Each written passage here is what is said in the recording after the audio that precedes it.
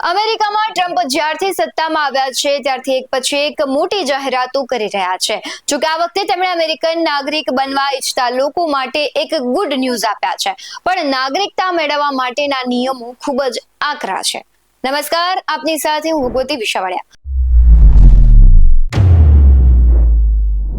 Donald Trump અમેરિકાના રાષ્ટ્રપતિ બન્યા બાદ ઘણા મોટા નિર્ણયો લઈ રહ્યા છે. એક બાજુ અમેરિકામાં ગેરકાયદે રહેતા લોકોને પરત મોકલતા યુએસમાં ગેરકાયદેસર રહેતા લોકોમાં ફફડાટ ફેલાયો છે, તો બીજી બાજુ દુનિયાભરના લોકોને અમેરિકામાં આકર્ષવા માટે ગોલ્ડ કાર્ડ આપવાની ઘોષણા કરી છે. ગોલ્ડ કાર્ડ ધારક વ્યક્તિને ગ્રીન કાર્ડ કરતા વધુ સુવિધા મળે છે. ગોલ્ડ કાર્ડ સમજતા પહેલા ગ્રીન કાર્ડ સમજી લઈએ.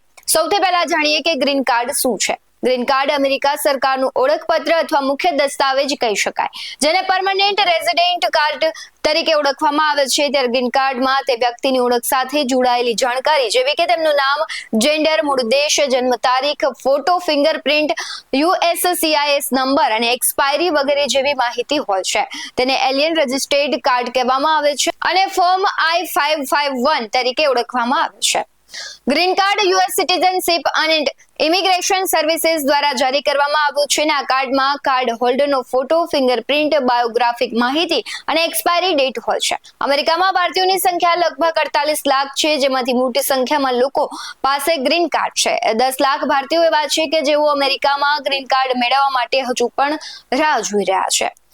અમેરિકાના પ્રમુખ ડોનાલ્ડ ટ્રમ્પની યોજના અનુસાર જે લોકોને અમેરિકન નાગરિકતા જોઈએ છે તેમણે $50 લાખ એટલે કે જો ઇન્ડિયન મનીની વાત કરીએ તો લગભગ 43 કરોડ 55 લાખ રૂપિયા ખર્ચવા પડશે. તેને ગોલ્ડ કાર્ડ સ્કીમ નામ આપવામાં આવ્યું છે. ત્યારે ઉલ્લેખનીય બાબત છે કે આ ગોલ્ડ કાર્ડ ગ્રીન કાર્ડનું પ્રીમિયમ વર્ઝન હશે. ગોલ્ડ કાર્ડ પ્રાપ્ત કરવા પછી વ્યક્તિને ગ્રીન કાર્ડ કરતા વધુ વિશેષ અધિકારો તો મળશે જ, તેની જ સાથે અમેરિકામાં રોકાણ કરવાની અને નાગરિકતા મેળવવાની તક પણ મળશે. ભવિષ્યમાં આ રીતે 10 લાખ કાર્ડ ઇસ્યુ કરવામાં આવશે. આ યોજનાનું લક્ષ્ય શું છે તેની વિશે વાત કરીએ તો ટ્રમ્પે ઓલ ઓફિસમાં વાણિજ્ય સચિવ હોવર્ડ લ્યુટનિક સાથે એક્ઝિક્યુટિવ ઓર્ડર પર હસ્તાક્ષર કરતી વખતે કહ્યું કે આ યોજનાનું ધ્યેય વિશ્વભરના અમીર લોકોને અમેરિકા તરફ આકર્ષવાનું છે, જેનાથી દેશમાં નોકરીની તકો વધશે. ટ્રમ્પે વધુમાં કહ્યું છે કે અમે ગોલ્ડ કાર્ડ વેચવા જઈ રહ્યા છે.